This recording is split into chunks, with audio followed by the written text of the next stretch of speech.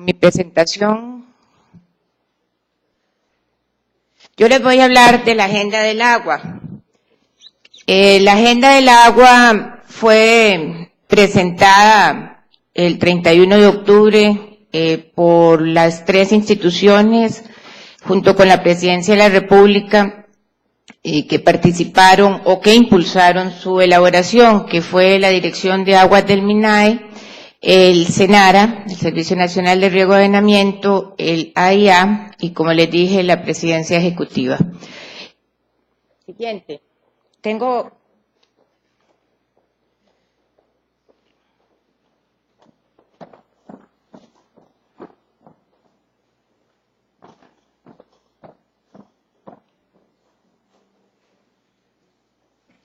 ¿Por qué nace la agenda? Yo creo que Joselino me ayudó con todo lo que voy entonces a pasar muy rápido. Y es un tema que tiene que ver con la gobernabilidad del país también. Porque el agua no es un elemento aparte de las acciones de desarrollo que tiene el país, es un elemento fundamental del desarrollo. Y por tanto, si la gobernabilidad del país está afectada y todos oímos permanentemente decir que estamos en medio de una ingobernabilidad del país, pues obviamente el recurso hídrico, al ser un elemento fundamental del desarrollo, pues también está afectada. Entonces, nace precisamente con la idea de desentrabarnos, de ver qué hacer para poder tener resultados ciertos en la gestión de este recurso natural.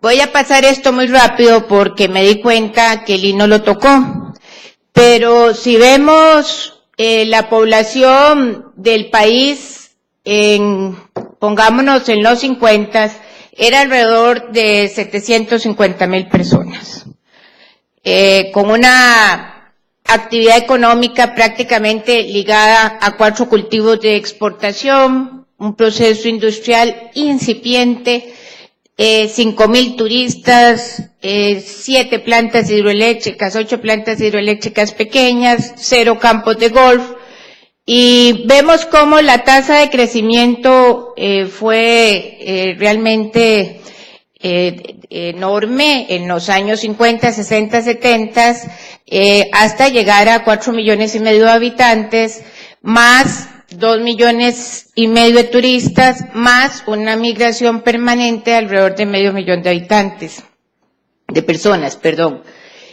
Esta población, además, se nos concentró a partir de los años 80 en las áreas urbanas. En las áreas urbanas de las provincias, por ejemplo, en Guanacaste, en Liberia, y en el área urbana del país, en el gran área metropolitana, donde está prácticamente concentrada el 60 o 70% de la población, el parque automotor, la industria, y donde en unos pocos kilómetros cuadrados estamos presionando precisamente todos los recursos superficiales y subterráneos que tenemos.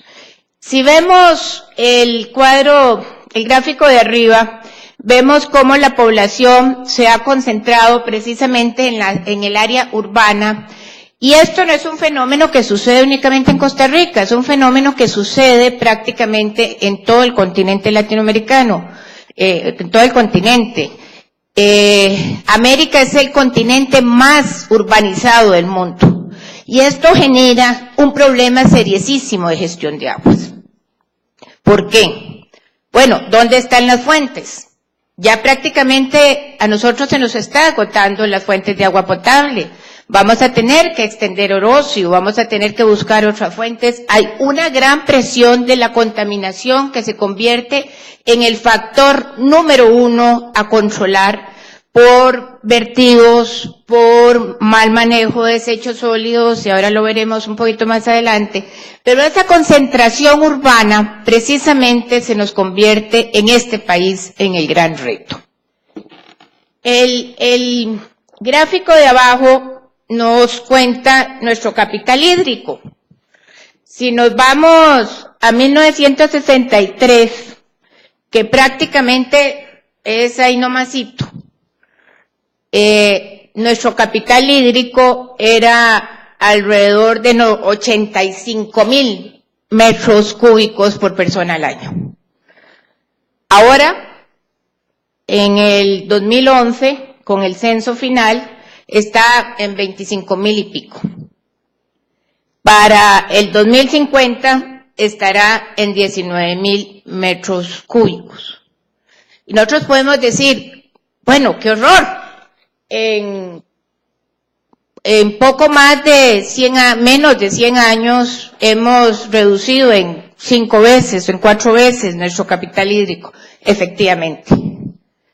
Pero, aún así, aún poniéndonos en el 2050, es un capital hídrico envidiable, envidiable. O sea, 19,000 metros cúbicos por persona al año se lo desean cualquier país de Europa, de África, del Oriente Medio, donde, por cierto, un ejercicio que hizo mi hija nos dice que en Yemen actualmente son 900 metros cúbicos por persona al año. Entonces, el tema nuestro, a pesar del decrecimiento que ha tenido el capital hídrico, no es un tema de cantidad de agua. No es esa la discusión y no es eso, aunque tenemos que trabajar en ese tema, lo que nos lleva a la crisis en que nos encontramos. Bueno, esto es un poco lo que les he venido diciendo. Hay un incremento en la población, un crecimiento urbano concentrado en las metrópolis, una intensificación, lo que ha hecho que precisamente la poca capacidad que ha tenido los operadores de agua potable, el manejo de aguas negras, hasta hace 3 años, 4 años, ausencia de una regulación en materia de desechos sólidos, todo el tema de sedimentación, los desechos industriales y agroquímicos han deteriorado la calidad de nuestro recurso. Y esto es Río Bermúdez en Alajuela, pero yo creo que podría ser cualquier quebrada por donde pasemos. Los desechos sólidos y un impacto directo de la contaminación de las aguas superficiales hacia nuestros acuíferos. Esto solo por nitratos, que los comentaba ahora, por carga orgánica, pero también ya por contaminantes más severos, como son, por ejemplo, agroquímicos o donde está, por ejemplo, contaminaciones que hemos tenido por diésel, por gasolina, por otros contaminantes. Bueno, al tema que también nos habló Lino, viene el otro gran tema, que es el tema precisamente de la gobernabilidad. ¿Y qué es la gobernabilidad? ¿O cómo se refleja la gobernabilidad en la gestión del agua? Bueno, se refleja precisamente en la definición de la política pública. Y la política pública en este país tiene una gran cantidad de actores. Entonces, aunque hay un ente rector definido desde el año 1995, cuando se emite la ley de la Autoridad Reguladora de los Servicios Públicos, que traslada las funciones del SNE, que las tenía en ese momento, porque la ley del 42 así lo define, se las traslada al MINAE. Entonces, desde el 95 le cae la responsabilidad al MINAE. Pero yo sigo preguntándole a mucha gente quién es el rector de las aguas del país, y prácticamente el 50-60% me dice es el AIA, y alguna otra gente me dice es el MAC, o alguna gente dice no, es que es el SENARA. Bueno, poco a poco se ha ido recuperando, se ha ido retomando esa función que le define la ley, que es el ser rector de aguas. Sin embargo, le define la ley nada más con un cambio en un transitorio y no le da la potestad para ejercer esa rectoría. Entonces, viene el MINAE con una definición a través de la Dirección de Aguas, que yo creo que a partir de estos 15 años ha hecho una labor realmente quijotesca, define una política pública, pero por aquí viene el ICE, y ahí veo a Rolando, viene y dice, bueno, nosotros vamos por aquí porque la ley constitutiva del ICE se lo permite, pero también va por aquí en la IA porque su ley se lo permite, y va también las municipalidades, y no hay esa política pública que realmente defina hacia dónde queremos ir. Entonces, esta cantidad de actores además tienen otro problema. Figúrense en que no se conversan.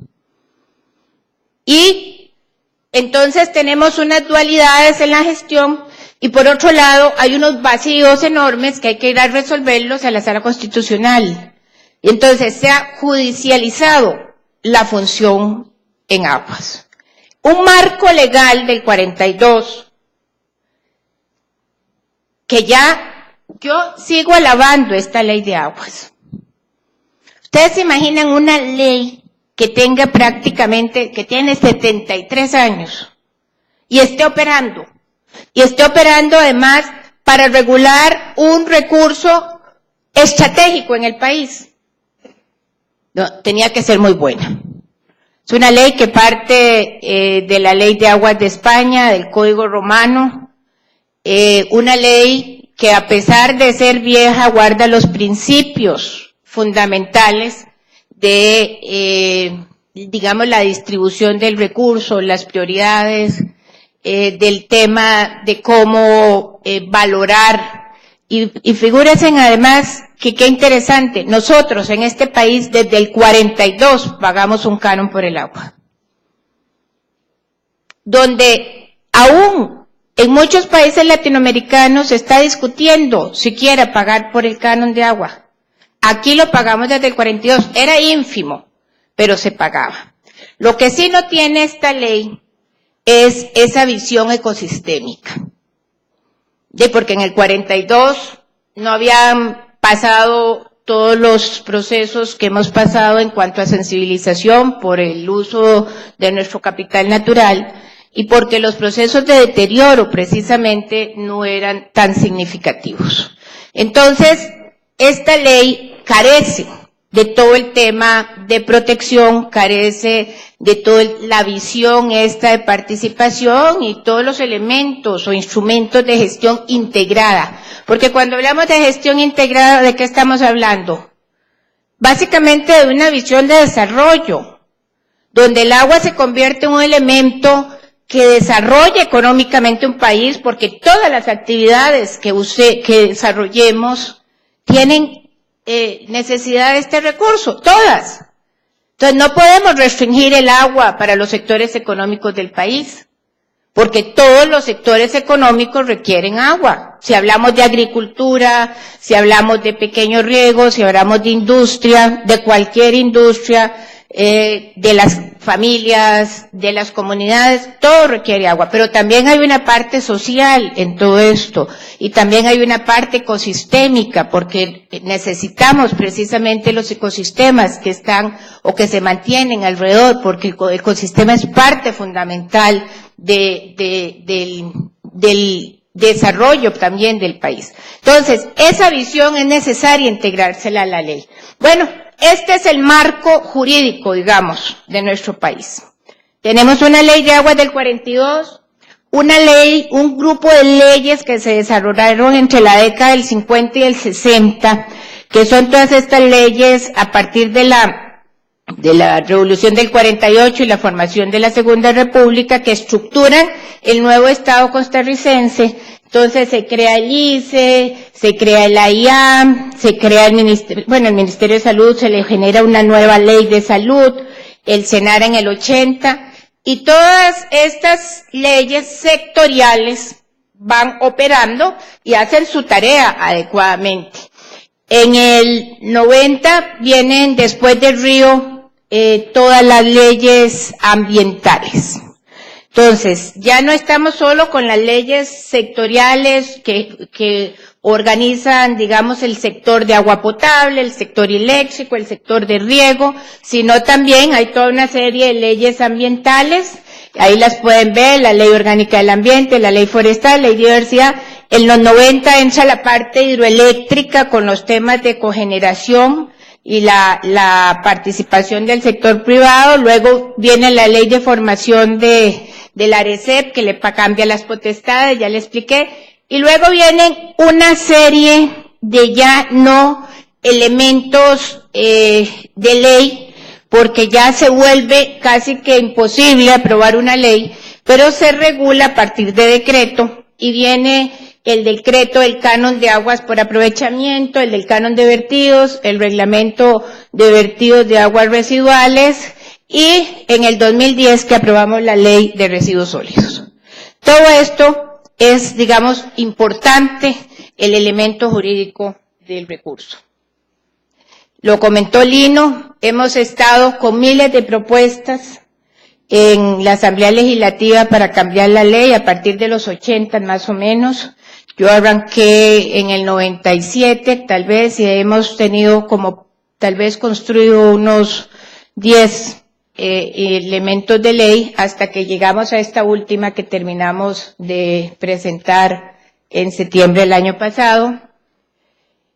Bueno, esa es la parte jurídica, pero también hay toda una serie de elementos nuevos que tenemos que considerar para hacer una verdadera gestión del agua, y ese otro es el tema que no podemos olvidar, que es el del cambio climático. Ahí vemos la evolución de las inundaciones y los huracanes. Costa Rica es la segunda. La barra azul son los 20 años entre el 70 y el 89, y la barra anaranjada entre el 90 y el 2010.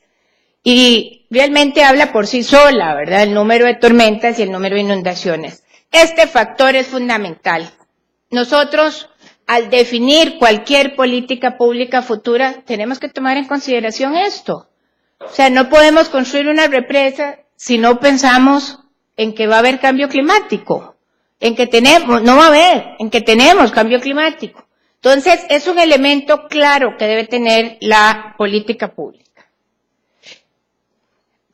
No todo es negativo, y yo creo que eso es parte fundamental de la discusión de un país. Nosotros hemos avanzado enormemente, el país como un todo, en la generación de factores de desarrollo social, y uno de esos fue precisamente el agua potable. Tenemos una cobertura de agua potable, de agua intradomiciliar del 98% y un piquito más, y de agua de calidad potable del 80%. Esto es un indicador de un país de desarrollo prácticamente. O sea, muy pocos lugares en este momento no tienen, aunque sea un acueducto comunal. Y eso es además un acelerador de procesos que mejoran la salud, que han mejorado la posición del índice de desarrollo humano de nuestro país. Bueno, cobertura de área irrigada de 100.000 hectáreas, tenemos el mayor distrito de riego de Centroamérica, una universalización de los servicios como meta para el 2020. ¿Cómo se pragmatiza el derecho humano al agua? ¿Metiéndolo en la Constitución? No. ¿Haciendo una ley? Bueno, se pragmatiza cuando el 100% de la población de un país tiene acceso al agua potable. Ese es el derecho humano.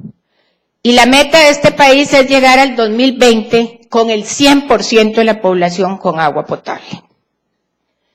Bueno, una generación hidroeléctrica que le da base a nuestra matriz energética en un 76%, con una disponibilidad también ahí por desarrollar, y una oferta hídrica muy grande, ya la vimos, donde la demanda no consultiva apenas aprovecha el 6%.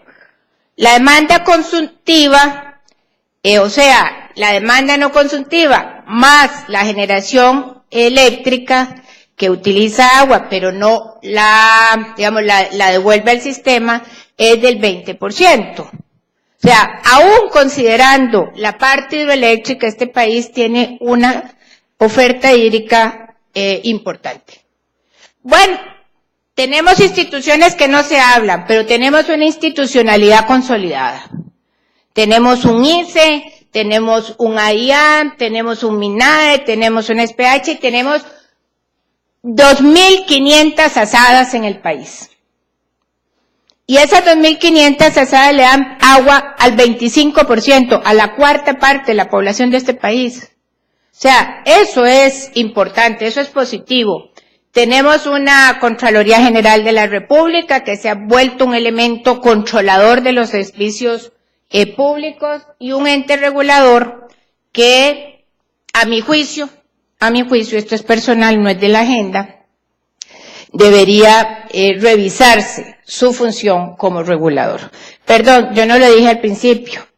Yo fui la consultora contratada para construir la agenda, ¿verdad? Y los elementos que están ahí son, bueno, y se los voy a comentar ahora, el producto del trabajo de las instituciones más el trabajo de 1.000 y resto de personas.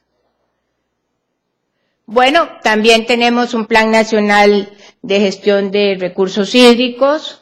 Hay planes sectoriales, hay un plan sectorial eléctrico, creo que al 2022, el único sectorial, porque pedí los planes sectoriales la agenda está del 2013 al 2030 y no hay un trabajo sectorial estratégico para más allá de 3, 4 años.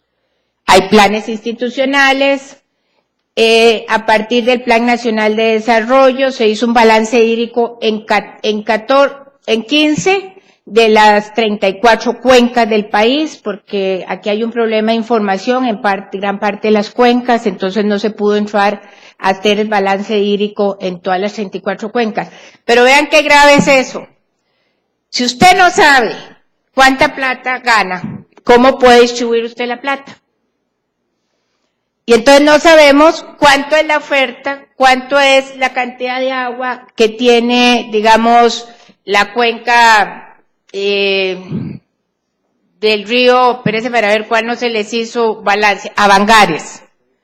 Si no tenemos eso, ni siquiera tampoco sabemos cuál es la demanda, o sea, qué son los pagos, o qué me está saliendo, pues yo no sé si estoy sobreexplotando el recurso, no sé si estoy restringiendo las concesiones y a lo mejor hay posibilidad de más otorgamiento privado, no sabemos. Entonces, apenas tenemos información de 15 de las 34 cuencas, pero por lo menos la tenemos. Yo siempre me comparo, que a lo mejor deberíamos uno ampliar para otro lado, siempre me comparo con el resto de los países de Latinoamérica, y aunque nosotros nos veamos que hemos avanzado poquito, muchos países que ni siquiera tienen estos instrumentos. Bueno, ahí están las cuencas en amarilla, son las que tienen, y la de Avangares sí está, por cierto, también con información. Bueno, además tenemos un registro de concesiones también desde el 42. ¿Qué es un registro de concesiones? Yo voy como...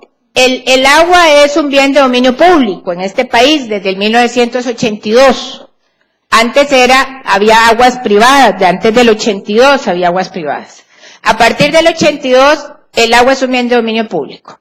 Entonces yo voy, y un bien de dominio público significa que las aguas son del Estado, pero que los privados las pueden utilizar a partir de una concesión. Yo voy y pido una concesión. Pero tiene que registrarse, tiene que regularse y tiene que monitorearse esa concesión. Esto se llevaba prácticamente a mano, en folders.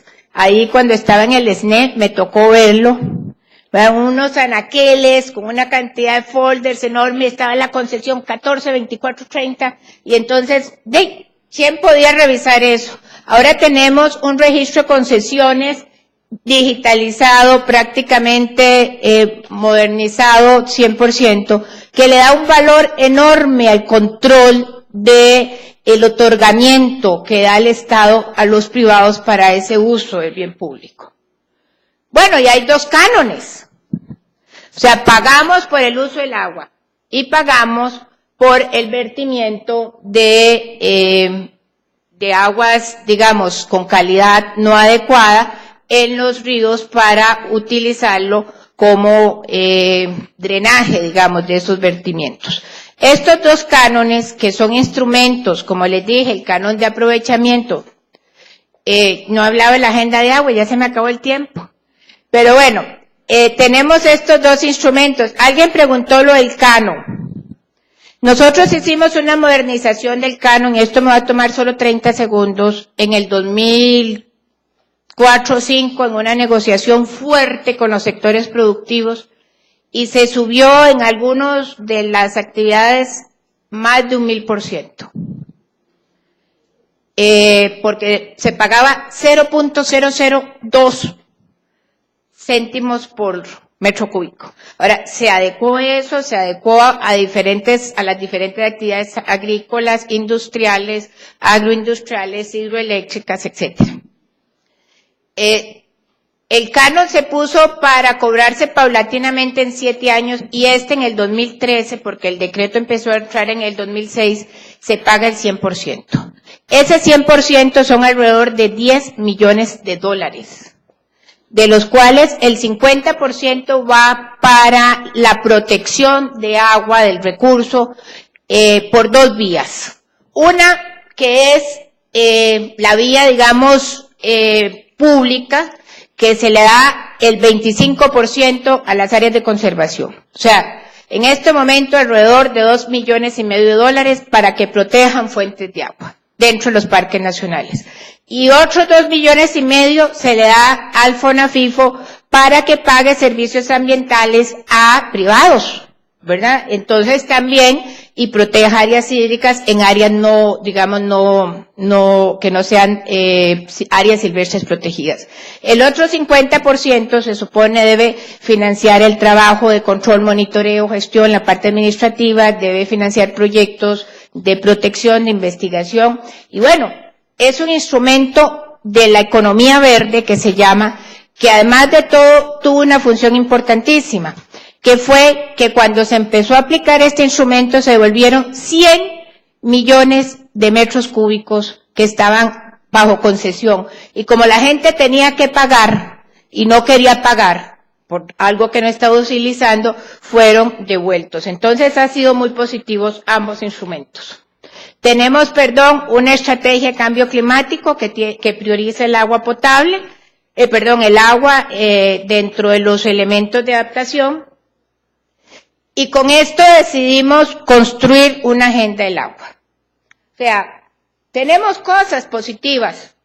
Entonces, construyamos algo que nos ayude a salir de ese nudo gordiano, que sea una posibilidad de avanzar en la gestión del agua. No quisimos hacer diagnósticos, hay demasiado diagnóstico, discutir sobre lo que hay, lo que tenemos, y discutir con las personas de cualquier lado que sienten lo que está pasando en una SADA, en una institución, en un municipio, o que es un productor agrícola. Que sea realista, no podemos hacer una agenda del agua como una carta al niño, y que haga un balance. No es quejarnos, es ver qué hacemos todos, ¿verdad? Porque el agua es un negocio de todos, es una tarea que nos corresponde a todos. Bueno, ¿qué pretende? Es una hoja de ruta, nada más, imagínense en eso. Con lo que tenemos es decir, hay que hacer esto, y aquí entonces, si vamos haciendo esto, vamos a tener resultados. Es eso. Debe haber un equilibrio para eso entre el uso eficiente, la protección y la sostenibilidad. Una coordinación institucional y generar a partir de esto, porque si no, no es posible una nueva cultura de agua. O sea, este país, y a mí me alegra, por ejemplo, que este Congreso Ambiental tome el agua hoy como un elemento. Este país tiene que priorizar este recurso. Igual que lo hizo con la Agenda Verde hace 20 o 30 años, ahora tenemos una Agenda Azul en agua. Bueno, es una visión futura del Estado. La agenda está planteada al 2030. Igual que nos hacemos nosotros nuestra agenda semanal, anual, un plan operativo, está planteada al 2030, un minuto. Y es un instrumento para consolidar las políticas públicas, precisamente, pero lo más importante quizás es que no la dejamos aislada del resto de la planificación del país nacional, porque el agua, lo que hemos pecado los aguateros, es que nos hemos creído el centro del mundo y estamos encerrados. Nosotros somos parte del desarrollo del país y entonces se metió como una parte del sistema de planificación nacional y dentro de los indicadores de evaluación de largo plazo. No es un plan, no es una nueva manera de gestionar el agua, no es una conjunción de programas y proyectos, no sustituye lo que está haciendo las instituciones o lo que está haciendo el sector, y no es un instrumento pasivo porque debe ser algo muy dinámico, las condiciones cambian, ni tampoco está terminado, porque la agenda, nosotros a veces hacemos correcciones y decimos ya no hago esto, voy a hacer lo otro, debe estar muy dinámica. Se construyó desde el 2012 al 2013, un año, se hicieron 15, 16 talleres de consulta, más unas 30 consultas independientes, y bueno, la entregamos, ahí están, talleres regionales, reuniones de trabajo, foro virtual, talleres sectoriales, se definió una visión, y quizás esto es lo más importante, lograr esto como un elemento trascendental de toda el país, de todo Costa Rica, yo creo que es la columna vertebral. Estos son los principios. Se respeta que el agua es un bien de dominio público, que el agua es un derecho, el agua y el saneamiento es un derecho humano, la gestión integrada, el uso múltiple del agua, o sea que la puede usar en diversas actividades económicas, en desarrollo comunal, debe usarla también para los ecosistemas, una visión de largo plazo y una participación. ¿Cómo fue la metodología? Se definieron un problema, las causas, cuáles son los síntomas y cómo hacemos las acciones. Porque en los talleres era muy divertido, porque uno muchas veces confunde causa con efecto, ¿verdad? Y entonces teníamos que ordenar esto hasta llegar a estas 6 metas. Estas 6 metas son las 6 áreas donde tenemos que trabajar. Hay muchas áreas más, pero igual que una agenda uno prioriza. Tenemos que trabajar en contaminación, entonces queremos ríos limpios y acuíferos protegidos. Tenemos que trabajar en gobernabilidad, aprovechar eficientemente el agua. Tenemos que invertir. 30 años hemos dejado de invertir en agua. Tenemos acueductos que ya no abastecen, con todos los sistemas absolutamente dañados, colapsados. Yo quiero comentarles esta cifra, porque ahí vi que estaba en cifra. ¿Ustedes saben cuánto es el aprovechamiento que hacen los operadores de agua potable? O sea, AIA, SPH, las asadas mismas, las municipalidades. 50%. O sea, de una planta potabilizadora a la casa mía, se perdió el 50% del agua. Entonces, la eficiencia y el control y sobre todo el reconocimiento de que este es un recurso finito debe venir de la misma institucionalidad. La nueva cultura y la información. Luego se desarrolla cada uno de las 6 metas estratégicas, se elabora un árbol de problemas para cada una de ellas, se define una línea de acción, y yo nada más, porque creo que ya se me venció el minuto, quiero explicarles, por ejemplo, cada una de las líneas de acción tiene una prioridad. Y nosotros hemos dejado el saneamiento de lado. Y no podemos trabajar más en ninguna de las otras áreas si no hacemos una política nacional de saneamiento, de acatamiento obligatorio, pero además de todo, con recursos. Y yo de aquí, disculpen que no me quedo porque tenía toda la intención de quedarme, porque hoy el Ministerio de Hacienda discute la política fiscal para la nueva propuesta que hay de plan fiscal en los temas ambientales. Y resulta que nunca hay plata para los temas de agua. Siempre pues hay priorización para todo el tema de educación, de transporte, de carreteras, pero nunca tenemos plata, por ejemplo, para poder hacer una realmente una estrategia de saneamiento, de generación de los sistemas cloacales que requieren las ciudades, de las plantas de tratamiento y llevar realmente las aguas como se merecen a nuestros ecosistemas marinos. Entonces, yo quiero hoy precisamente participar y pelear un poquito porque haya recursos para esa inversión. Y bueno, hay una síntesis en cada una de las 6 áreas de lo que tenemos que hacer. Muy importante también aquí, en el tema de ríos limpios y acuíferos protegidos, el tema de la ley de residuos sólidos. Y aquí nada más me extiendo un minuto, Yamil, y usted medio me acompañó en la Comisión de Ambiente. Nosotros aprobamos la ley de residuos sólidos. Fue la última ley que aprobamos en el periodo en que me tocó ser diputada, el 30 de abril a las 7 de la noche. Bueno, hoy, casi 4 años después, yo no veo grandes efectos de la ley de residuos sólidos. Porque la ley en sí misma no resuelve un problema. Yo he luchado 20 años por una ley de aguas, pero si no hay voluntad política para hacer los cambios, igual, sigamos con la ley del 42. Entonces, realmente las leyes, y aquí creo que hay un gran sector que son abogados y que tienen que usar estos instrumentos diariamente.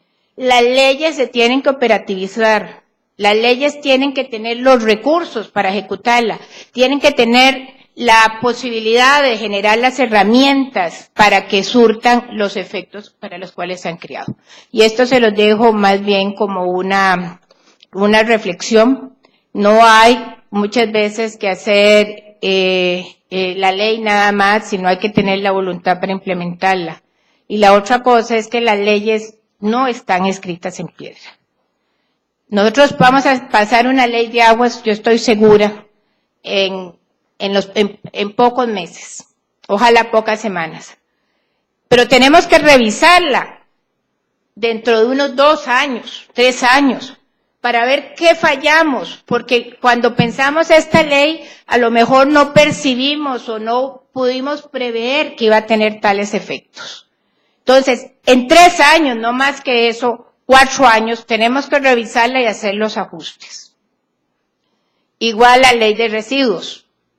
Nos hemos dado cuenta que le dimos una potestad enorme a una institución que no opera. Y que también está haciendo falta los dientes para que realmente la ley pueda ejecutarse.